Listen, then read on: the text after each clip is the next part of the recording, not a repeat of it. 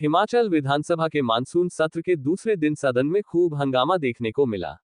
मंत्री जगत सिंह नेगी की सिराज में आए आपदा के दौरान दिए गए बयान पर सदन में खूब हंगामा हुआ और नौबत वॉकआउट तक की आ गई।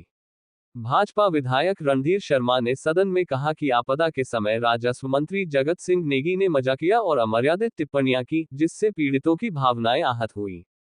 इस बीच सदन में जगत सिंह नेगी ने कहा कि भाजपा वोट चोरी करती है और तिरंगे का अपमान करती है और अब सदन की मर्यादाओं की बात कह रही है। सिराज में तिरंगे का अपमान हुआ है। इस पर भाजपा विधायकों ने सदन में नारेबाजी की और कार्यवाही का बहिष्कार करते हुए वॉकआउट कर दिया। विपक्ष के नेता जयराम ठाकुर ने कहा कि विपक्ष सदन में मंत्री की बकवास नहीं सुन सकता, इसलिए सदन से वॉकआउट किया है। वहीं भाजपा विधायक रणधीर शर्मा ने कहा कि मंत्री को आपदा के इस समय इस तरह की टिप्पणी नहीं करनी चाहिए थी। ऐसे में विपक्ष ने फैसला लिया है कि वे अब मंत्री जगत सिंह नेगी से कोई सवाल नहीं पूछेंगे और जब बोलेंगे तो नहीं उन्हें सुनेंगे, वह सदन से बाहर आ जाएंगे। उधर मंत्री नेगी ने पलटवार करते हुए कहा कि विपक्ष लोकतंत्र की परंपराओं को तोड़ रहा है और असंसदीय भाषा का इस्तेमाल कर रहा है। सिराज में उनका नहीं बल्कि तिरंगे का अपमान भाजपा ने किया है। उन्होंने कहा कि वे किसी धमकी से डरने वाले नहीं हैं और संविधान व सच्चाई के आधार पर जवाब देते रहेंगे। विपक्ष को जवाब सुनना है या नहीं सुनना है ये वह जाने, लेकिन विपक्ष को ईंट का जवाब पत्थर से दिया जाएगा। वहीं मुख्यमंत्री सुखविंदर सिंह सुक्खू ने कहा कि भाजपा दिशाहीन हो चुकी है और पार्टी में गुटबाजी साफ नजर आ रही है। भाजपा जगत सिंह नेगी को सिर्फ इसलिए निशाना बना रही है क्योंकि वे सच बोलते हैं। वे कैबिनेट के सबसे प्रभावशाली मंत्रियों में से एक हैं। 1 घंटे में 4 बार वॉकआउट करना ये दर्शाता है कि विपक्ष दिशाहीन हो चुका है। ये भाजपा के भीतर की हताशा का स्तर दिखाता है। पार्टी 5 गुटों में बंटी हुई है, जो सदन में साफ दिखाई दे रहा है। भाजपा मुद्दों पर चर्चा नहीं करना चाहती, बल्कि सुर्खियों में बने रहने और कुर्सी बचाने के लिए वॉकआउट करती है। पंजाब दस्तक के लिए सुरेंद्र राणा की रिपोर्ट। गैर जिम्मेदाराना बयानबाजी करने वाले, टिप्पणियां देने वाले राजस्व मंत्री का हशर जो सराज क्षेत्र में हुआ, उसके लिए कोई नेता कार्यकर्ता दोषी नहीं, परंतु इन मंत्री महोदय के बयान और इन मंत्री महोदय का व्यवहार रहा है।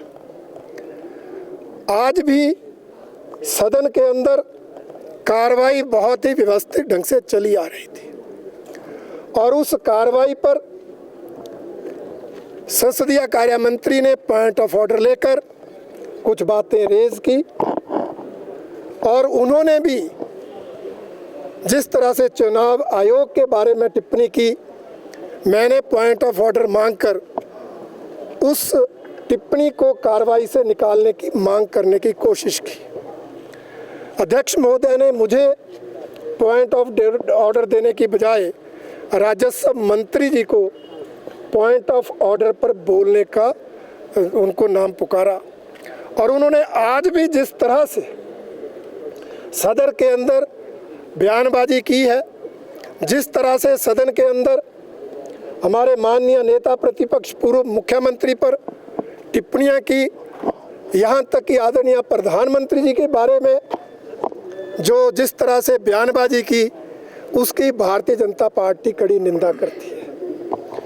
हमने उनके भाषण का बायकॉट किया और उसके बाद अंदर जाकर पॉइंट ऑफ ऑर्डर लेकर हमने अपनी स्थिति स्पष्ट की कि भाई ये मंत्री महोदय ना तो मंत्री पद की गरिमा रखते हैं, ना तिरंगे का सम्मान रखते हैं, ना लोकतंत्र की मर्यादाओं की चिंता करते हैं।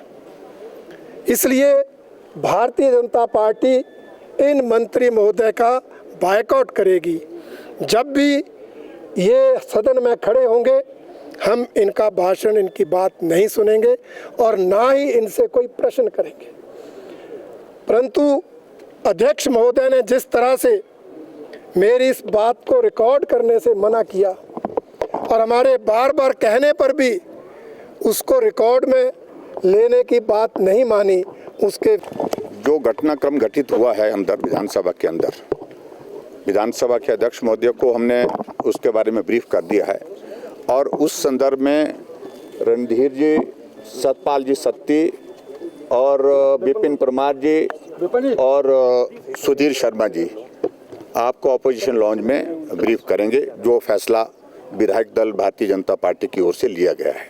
मुझे सिर्फ इतना कहना है, ये सरकार की मजबूरी हो सकता है ऐसे आदमी को टॉलरेट करना, ऐसे आदमी का बकवास सुनना, ये हमारे लिए कोई व्यवस्था नहीं है। उनकी व्यवस्था हो सकती है, हमारी कोई व्यवस्था नहीं है। धन्यवाद।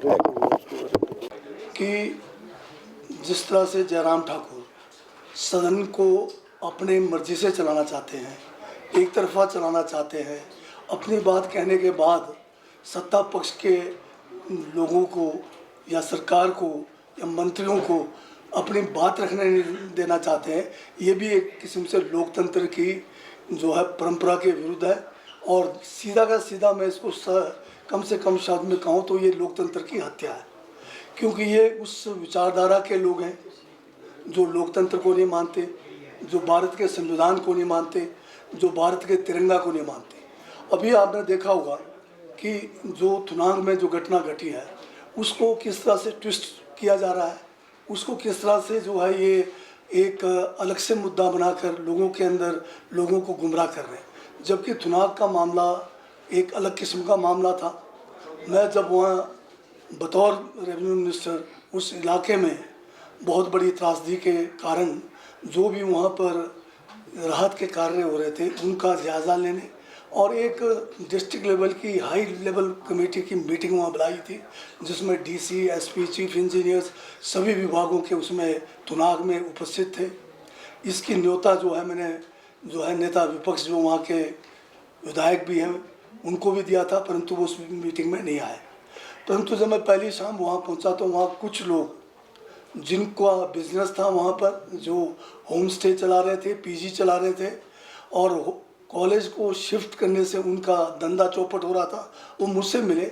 बड़े शांत वातावरण में उन्होंने अपनी बात